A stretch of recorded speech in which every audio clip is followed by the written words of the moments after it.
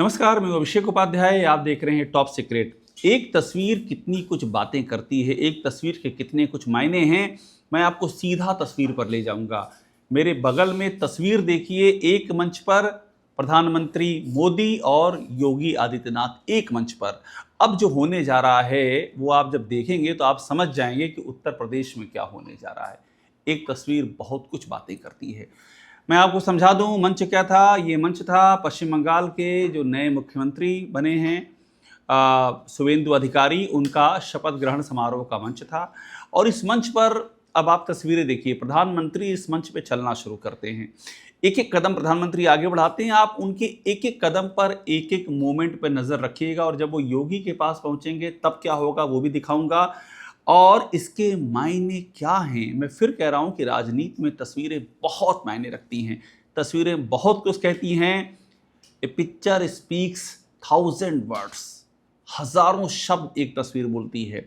अब इस मंच पे प्रधानमंत्री मोदी चलना शुरू करते हैं। सबसे पहले राजनाथ सिंह उनके पास से आगे बढ़ते हैं, अमित शाह, नितिन नवीन बीजेपी के नए अध्यक्ष, और उसके बाद चंद्रबाबू नायडू। यहाँ प्रधानमंत्री रुकते हैं। मैं एक एक मोमेंट इसलिए बता रहा हूँ क्योंकि मैसेज है, हर एक चीज़ मैसेज है।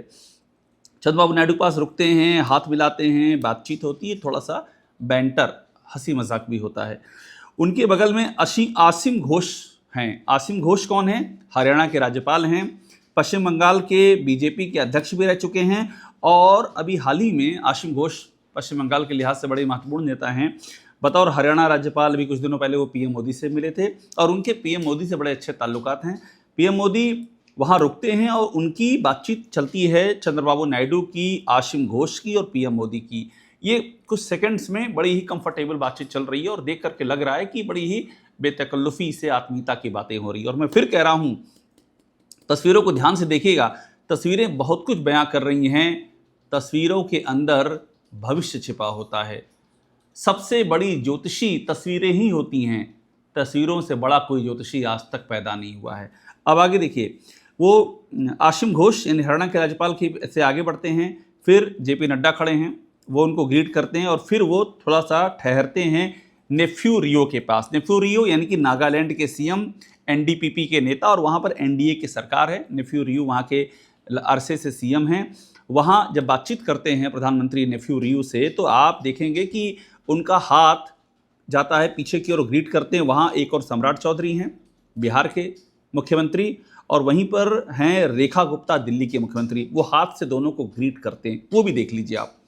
मैं इसीलिए कह रहा हूँ कि एक एक फ्रेम देखिएगा, बिग पिक्चर आपके सामने आएगी अभी। उसके बाद हैं योगी आदित्यनाथ। अब यहाँ पर देखिए, जब पीएम नेफ्यू रियो के पास पहुंचे हैं तो योगी आदित्यनाथ के चेहरे के भाव भंगिमाएं देखिए। कभी पीएम की ओर देखते हैं, फिर वो सामने की ओर देखते हैं। चेहरे पर एक अज्ञात सा तनाव दिखता है। ये तनाव क्यों है, किस लिए है, क्या वजह है, ये तो वही समझ पाएंगे। लेकिन जो फेस रीड करके लगता है वो ये बताता है कि किसी अनिश्चित भविष्य की परछाई चेहरे पर तैर रही है।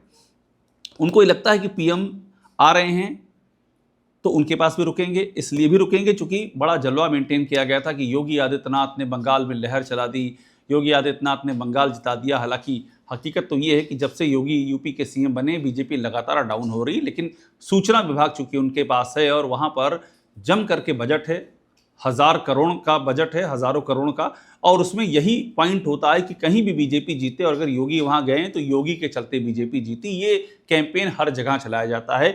ना कहीं संगठन में उनकी कोई भूमिका होती है, ना किसी उम्मीदवार को जानते हैं, ना उनको वहां की लोकल सिचुएशन, वहां की पॉलिटिकल इक्वेशन पता होता, कुछ जानकारी नहीं होती है। यूपी में लगातार बीजेपी हार रही है, नीचे गिर रही है। लोकसभा में सीटें 33 पे सिमट गई, लेकिन जब बाहर जाते हैं तो योगी ही जिताते हैं। ये सूचना इस तरह का कैंपेन जम करके चलाता है, चलवाता है, जो भी कहें। तो योगी को लग रहा था कि पीएम रुकेंगे, लेकिन पीएम जिस तरह से योगी को पास कर जाते हैं, आप देखिए बॉडी लैंग्वेज ध्यान दीजिएगा, आई कांटेक्ट तक नहीं होता है। फिर से इस विजुअल पे और गौर कीजिए, आई कांटेक्ट तक नहीं हो रहा। मैं थोड़ा सा स्लो करके दिखा रहा हूं आपको। पीएम नेफ्यू रियो से मिल करके आगे बढ़ रहे हैं और योगी से आई कांटेक्ट तक नहीं हो रहा है। क्यों नहीं हो रहा है, क्या वजह है? ये सब चीज़ें सवालों के कई सवालों को जन्म देती हैं और बहुत सारे संकेतों में बात करती हैं।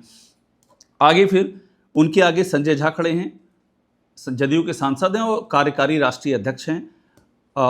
उसके बाद देवेंद्र फडणवीस और हिमंता, ये दोनों ही प्रधानमंत्री मोदी को झुक करके प्रणाम करते हैं, दोनों ही। और प्रधानमंत्री की भावभंगिमा दिखती है कि वो इसको स्वीकार करते हैं। अब इसके बाद कोनराड संगमा मेघालय के सीएम हैं, प्रधानमंत्री वहाँ पहुँचते हैं। मेघालय में एनपीपी की सरकार है और बेसिकली वो एनडीए की बीजेपी भी इस सरकार में शामिल है। उसके आगे जीतन राम मांझी और फिर एकनाथ शिंदे। एकनाथ शिंदे के पास पीएम रुकते हैं। अब एकनाथ शिंदे क्या है, महाराष्ट्र में डिप्टी सीएम है, लेकिन पीएम उनसे बातचीत करते हैं, थोड़ी हंसी मजाक सा होता है। एकनाथ शिंदे की पीएम पीठ भी ठोकते हैं और कैमरा मूव करता है। पीछे खड़े हैं केशव मौर्य और ब्रजेश पाठक, उनको भी हाथ से पीएम ग्रीट करते हैं, ये भी दिखता है। आगे बढ़ते हैं, चिराग पासवान हैं, उसके बाद सुनेत्रा पवार हैं, और सुनेत्रा पवार के ठीक पीछे एक मुस्कुराता हुआ चेहरा है, वो है संजय निषाद। योगी सरकार में कैबिनेट मंत्री हैं, बड़ा ही दिलचस्प कैरेक्टर हैं अपने आप में। निषाद पार्टी के चेयरमैन हैं वो, और उनका ये दावा है कि उत्तर प्रदेश में उनकी पार्टी की पहुंच जो है उत्तर से दक्षिण हर तरफ है, और उनकी राजनीतिक महत्वाकांक्षाएं भी हैं। फिलहाल वो बीजेपी के साथ हैं, लेकिन पीएम उनको भी मुस्कुरा करके ग्रीट करते हैं, ये बड़ा खास बात है। संजय निषाद को भी ग्रीट कर रहे हैं पीएम, केशव मौर्य को ग्रीट कर रहे हैं पीएम। मैं यूपी की बात कर रहा हूँ, लेकिन योगी की बात से पीएम पास कर जाते हैं, आई कांटेक्ट तक नहीं होता है। सवाल उठ रहा है क्यों, ऐसा क्यों हुआ? मैं आपको दो बातें बड़ी अहम बताने जा रहा हूं। दरअसल हुआ क्या है, इससे बंगाल के बातें बहुत कुछ हुए, पर बंगाल के पर्सपेक्टिव में देखें। बंगाल बीजेपी के लिए अभेद्य किला था। पहली बार बीजेपी की सरकार आई, बीजेपी ने पूरी ताकत लगा दी। पिछली बार 3 सीटों से बीजेपी पहुंची थी 77 तक, और इस बार तो 200 पार कर गई है।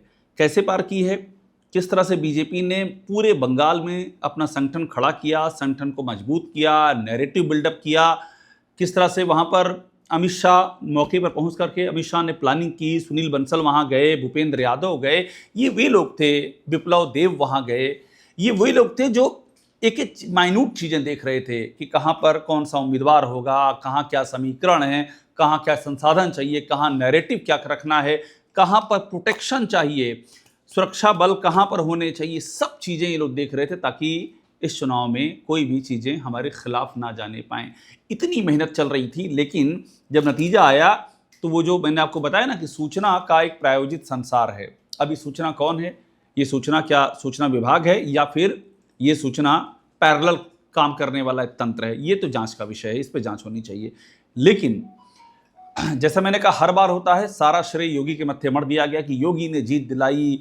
एक यहाँ तक चलवाया गया कि मोदी और शाह से भी ऊपर रहा योगी का स्ट्राइक रेट। आप सोचिए, इतने सारे लोग बंगाल में प्रचार कर रहे थे, किसी ने नहीं कहा। स्मृति ईरानी तो बंगाली बोलती हैं, बांग्ला बोलती हैं, उन्होंने भी नहीं कहा कि हमने जीत दिलाई, किसी ने नहीं कहा, कोई ऐसा कहता भी नहीं है।